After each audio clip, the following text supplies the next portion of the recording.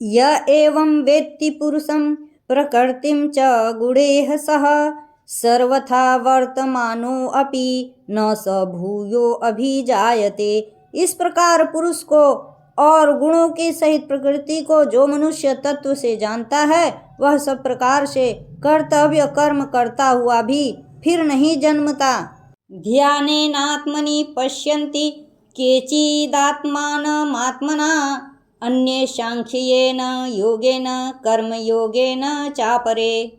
उस परमात्मा को कितने ही मनुष्य तो शुद्ध हुई सूक्ष्म बुद्धि से ध्यान के द्वारा हृदय में देखते हैं, अन्य कितने ही ज्ञान योग के द्वारा और दूसरे कितने ही कर्म योग के द्वारा देखते हैं अर्थात प्राप्त करते हैं।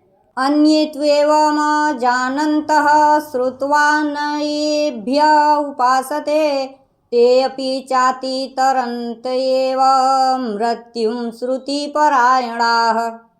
परंतु इनसे दूसरे अर्थात जो मंद बुद्धि वाले पुरुष हैं, वे इस प्रकार न जानते हुए दूसरों से अर्थात तत्व के जानने वाले पुरुषों से सुनकर ही तदनुसार उपासना करते हैं, और वे श्रवण परायण पुरुष भी मृत्यु रूप संसार सागर को निसंदेह तर जाते हैं। यावत् संजायते किंचित सत्वं स्थावर जंगमं क्षेत्र क्षेत्रज्ञ संयोगात दिधि भरतर्षभ।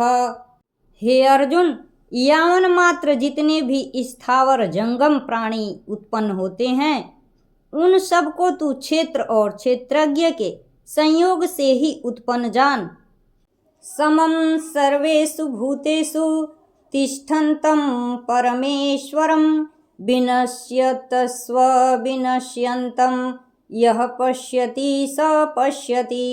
जो पुरुष नष्ट होते हुए सब चराचर भूतों में परमेश्वर को नाश रहित और संभाव से स्थित देखता है, वही यथार्थ देखता है। समं पश्यन् हि सर्वत्र समवस्थितमीश्वरं न हिनस्तयात्मनात्मानं ततो याति परां गतिम्।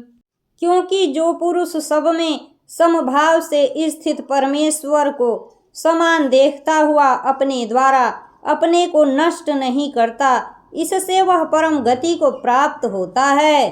प्रकृत्येव च कर्माणि क्रियमाणानि सर्वशः यः पश्यति तथात्मानं कर्तारं स पश्यति। और जो पुरुष संपूर्ण कर्मों को सब प्रकार से प्रकृति के द्वारा ही किए जाते हुए देखता है और आत्मा को अकर्ता देखता है, वही यथार्थ देखता है। यदा भूत पृथग भावमेकस्थमनुपश्यति तत एव च विस्तारं ब्रह्म संपद्यते तदा। जिस क्षण यह पुरुष भूतों के पृथक पृथक भाव को एक परमात्मा में ही स्थित तथा उस परमात्मा से ही संपूर्ण भूतों का विस्तार देखता है, उसी क्षण वह सच्चिदानंद घन ब्रह्म को प्राप्त हो जाता है। अनादित्वा निर्गुणत्वा तत्परमात्मायमव्ययः शरीरस्थोऽपि कौन्तेय न करोति न लिप्यते। हे अर्जुन, अनादि होने से और निर्गुण होने से यह अविनाशी परमात्मा शरीर में स्थित होने पर भी वास्तव में न तो कुछ करता है और न लिप्त ही होता है। यथा सर्वगतं शोछं यदाकाशं नोपलिप्यते सर्वत्रावस्थितो देहे तथात्मानोपलिप्यते। जिस प्रकार सर्वत्र व्याप्त आकाश सूक्ष्म होने के कारण लिप्त नहीं होता, वैसे ही देह में सर्वत्र स्थित आत्मा निर्गुण होने के कारण देह के गुणों से लिप्त नहीं होता। यथा प्रकाशयत एकः कृतैष्णं लोकमिमं रविः क्षेत्रं क्षेत्री तथा कृतैष्णं प्रकाशयति भारत।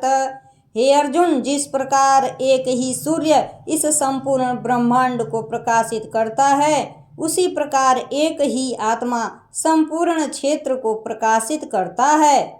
क्षेत्र क्षेत्रज्ञयोरेव मंतरम ज्ञान चक्षुषा भूत प्रकृति मोक्षम च ये विदुर्यान्ति ते परम। इस प्रकार क्षेत्र और क्षेत्रज्ञ के भेदों को तथा कार्य सहित प्रकृति से मुक्त होने को जो पुरुष ज्ञान नेत्रों द्वारा तत्व से जानते हैं वे महात्मा जन परम ब्रह्म परमात्मा को प्राप्त होते हैं। श्रीमद् भगवत गीता ब्रह्म विद्यायाम योग शास्त्रे श्री कृष्ण अर्जुन संवादे क्षेत्र क्षेत्रज्ञ विभाग योगो नाम 13वां अध्याय संपूर्ण।